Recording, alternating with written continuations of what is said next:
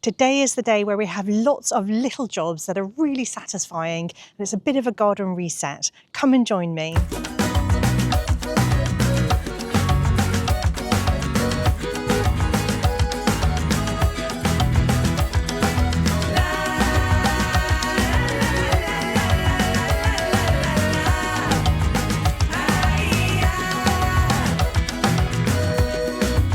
Hi everyone, welcome back to Cottoverdi. My name's Annette and we garden here in South Buckinghamshire in the UK, and we are in the middle of a drought. We haven't had rain for more than 8 weeks, probably almost 3 months actually, and our grass is brown as brown. There are so many things in the garden that are struggling this year, but there is also some beauty. So today I'm going to show you things that are beautiful in the garden, things I'm really enjoying. And I'm also going to do a bit of a garden tidy up. I'm going to be pruning my lavender. It's a great time to do that if you've got English lavender.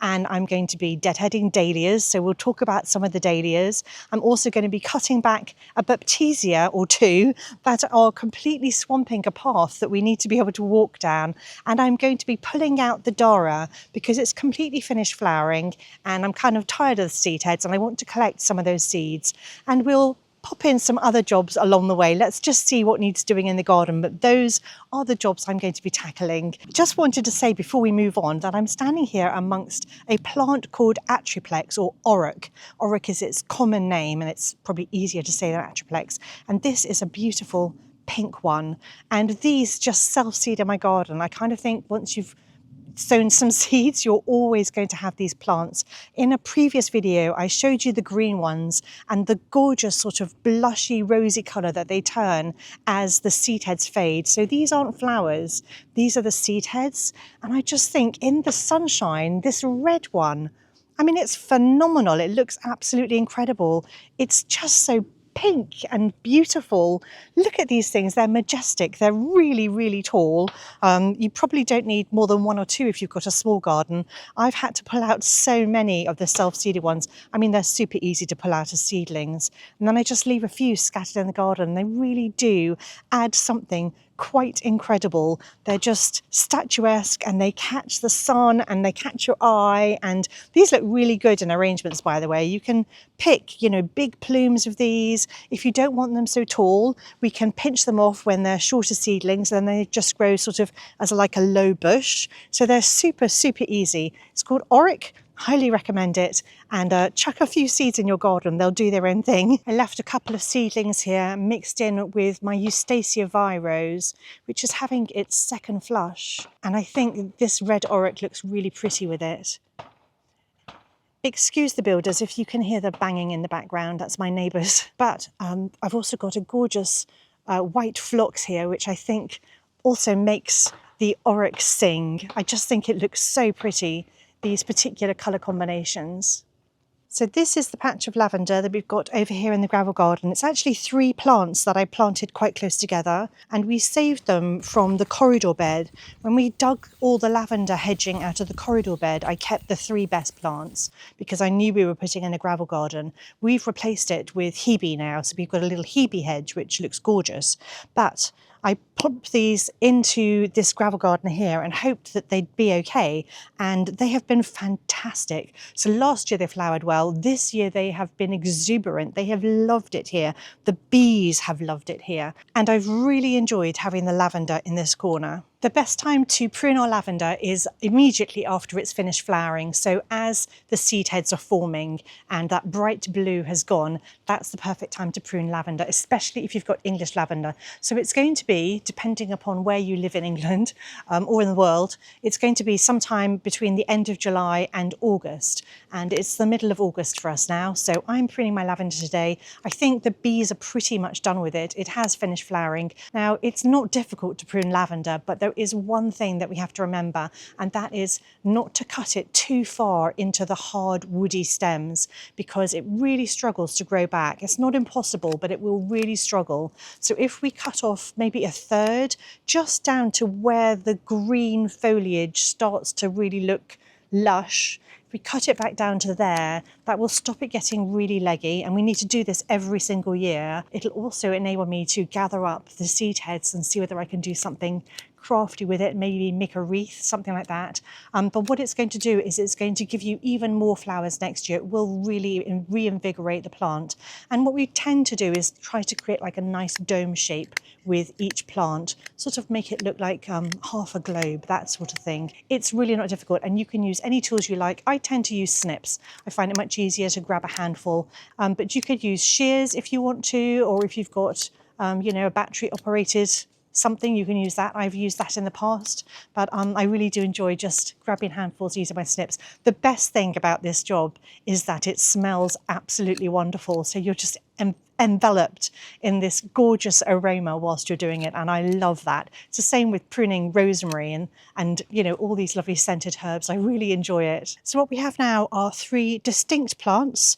They've been pruned back almost to the hardwood, but not quite. You can still see there is plenty of the green, silvery green foliage, and that's really important. If we cut back too hard, it really won't grow back well. In fact, it may just kill the plant. So always make sure you're leaving just a little bit of that green, and these are going to flower beautifully for me again next year. While we're here next to the lavender and the gravel garden, I am going to be dealing with some of this Baptisia behind me. I've got 2 gorgeous Baptisia called pink truffles, but unfortunately what happens is every year they kind of fall over the path and get in the way. I really need to cut them back. It's a shame because the green foliage actually is really good for flower arranging, and I think it looks really pretty, and it's survived really well in our drought. It's one of the things that just seems to have carried on looking really healthy, but I've got to cut it back. It really is in the way. So there's a couple of things about Baptisia that I just wanted to mention, and that is that by August it's finished its flowering,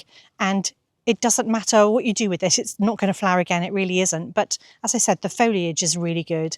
And we do have these incredible sort of seed pod things. I can see that I deadheaded the seed pods on that one, but I didn't deadhead them on here. And they really are, Baptisia seed pods are enormous. They're quite pretty because they're like a darker colour, but actually there's no point keeping it. And if we were to cut the whole of the Baptisia back, what it would do is it would allow my Queen of Sweden roses a little bit more air. I'm not going to cut it all back today. I'm going to live with this for a little bit, and then I may cut it all back in the future, because we do want good airflow to the Queen of Sweden roses. Basically, what will happen is if we ever got any rain, sorry, it's a wasp or bee, if we ever got any rain, this Baptisia would flop. You saw already that it was flopping over my path. So that's another good reason to take it out. I just really like the fact that it's green, and there's not that much green in my garden because the grass is so brown. The other thing about Baptisia I just wanted to mention is quite often, especially if you cut it back and it's your first time cutting it back, you might think that you've killed the plant because it doesn't come back really fast in the spring. In fact, it's one of the latest perennials to start pushing up shoots. So often people think their plants haven't survived when in fact they have survived. So give your Baptisia a little chance in the spring to push up those shoots, and you will see that it soon turns into this enormous plant. Got our path back. I'm delighted. Here on this corner, I've got 3 Sweet Natalie plants, and Sweet Natalie is the prettiest. It's kind of a lilac-y pale pink, very blushy. It's got tiny little bits of cream in the beginning, but it's absolutely gorgeous, but it really does need deadheading. So when we're deadheading dahlias, don't just snip off the top like that. What we want to do is we want to go all the way down to where it joins the stem and take it off at that junction there. So I've taken off both of these because, as we can see, they were dying, but I've taken it off as far down as I possibly could, and that just ensures that the plant puts its energy into these stems. When these have finished flowering, I'll go even further down and take that whole stem out, and that just makes sure your plant doesn't get very top heavy and has really thin stems. We can see how thin this stem is here. So if we let these 2 side shoots flower after this one's finished, they'll be on even thinner stems, and that's when, you know, a larger dahlia flower like this will just bend and break in the wind.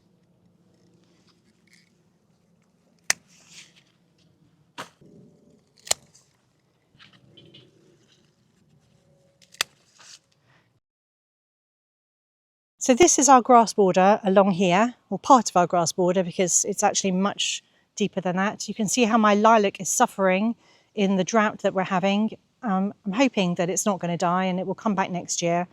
But what I want to focus on today is we've got loads of self-seeded Dara.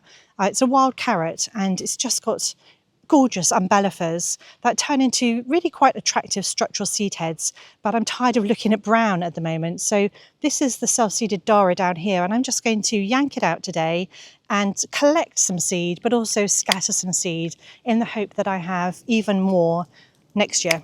This white rose here that's on its second or third or fourth bloom, this is Litchfield Angel, which I didn't used to enjoy at all, but it's done so well this year. So I have got more than enough seeds just on these 4 seed heads here to scatter them, but also to sow some. So this is all I'm keeping, and the rest is going to go on the compost.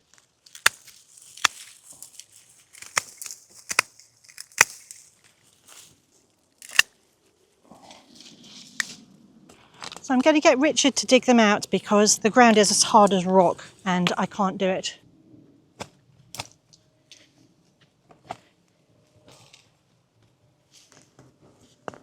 This is Megan Dean, one of my all-time favourite dahlias. It really is just the most perfect little round ball of fluff. And I am just going to deadhead 2 of them, I think. I also want to show you today this gorgeous snapdragon. This one is called Madam Butterfly Pink, and it really is in full bloom.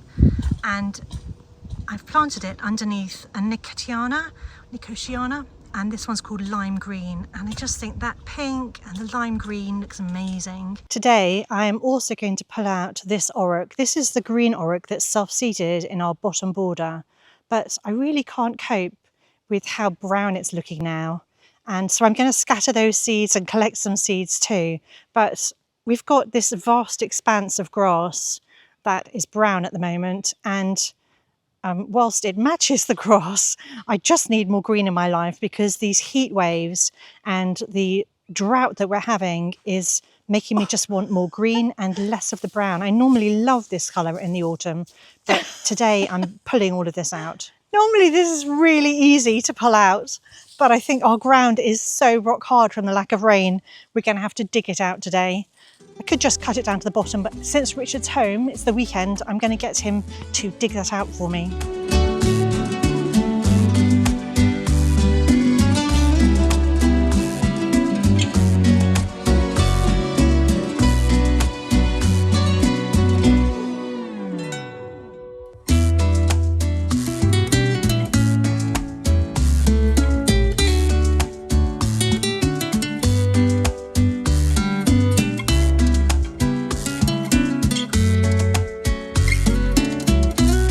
I'm going to leave these 2 here because they've still got the nice blushy colour. Well, from this angle you can see our neighbour's building work, a massive scaffolding, but what we're focusing on is taking out the Orach and the Dara. So I've got 1 Orach here that's gone over, 1 here, and then the Dara's in the middle there, and I'm going to have to get Richard to dig them out. They're going to be stuck as well, the ground is so dry. This is Mr. Franz, and I'm going to deadhead this one here because the centre is open and I don't like it when it's yellow. This is Nicotiana glutinosa, and it's the most gorgeous peachy colour. I grew this from seed, I grow it every year, and it just goes so well with things like the purples. Can you see the scabious or pincushion in the background? But I think this peachy colour is just fantastic. Here it is with some lavender. I think that's Opus Lavender Snapdragons. It just looks so good. And then this enormous white dahlia here is called Lady Liberty, and I need to deadhead that. This is Lady Liberty. It's absolutely enormous. For instance, this is my hand on Lady Liberty. It's huge. Such a pretty dahlia. I'm still really enjoying this dahlia called Maldini. It's a fantastic dahlia. I realise this might not be everyone's cup of tea and maybe it looks a bit messy to you, but I just really love the colour combinations. So here I've got Potomac Royal Snapdragon, which is the deep velvety purple one. It's also planted next to Madam Butterfly Cherry Bronze, which is a sort of peachy coloured snapdragon. And then I've got this gorgeous red Cascade Amaranth that is just doing its red cascade thing. So the dahlia right at the back, this sort of whitey coloured, it's not white actually, it's kind of blush coloured dahlia. It's called Silver Years, and that's absolutely gorgeous. And I've got it planted next to, I think, Rocco or More Place. Let me check which one this is. More Place. So I've just deadheaded these two, but I just wanted to show you how gorgeous these are together. So this is Silver Years and this is More Place. And they just, I don't know, they make each other sing. They look gorgeous. They look particularly good with the amaranthus, I think, and the snapdragons. I know I've shown this before in a previous vlog, but I really wanted to show you again. So this is my Lena Fleur, which is the apricotty peach one at the front, and Ivanetti is the deep purple at the back. And then we've got Eupatorium in the far bed behind it, sort of adding another purple. And over here we've got a phlox that's going over. The phlox have not done particularly well this year because we've had such a horrible drought. And if I scoot along here a bit, I've got Salvia amistad, which is adding another sort of purple colour, and everything just looks so pretty together. I've also got some little straw flowers here that I sowed from seed, grew these from seed. I've also, in this border, I'm doing an experiment with Cosmos this year, which you may know about if you've been following along. So I've got Cupcakes White here, and over here, singing, climbing tall, is Cupcakes Blush, the most soft, beautiful, gentle, cupcaked pink cosmos. It's gorgeous.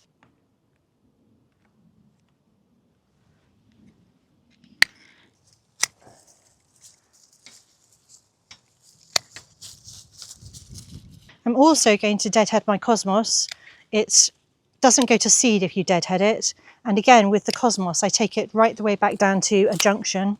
But it will carry on flowering as long as we deadhead it. Now I know, that's probably more trouble than most people want to go to, but I really want mine to carry on flowering. Let's deadhead the Ivanetti. And also keep deadheading them. At this point in the season, dahlias are just coming into their prime, so we want to keep deadheading so they don't form seeds and think that their season is over.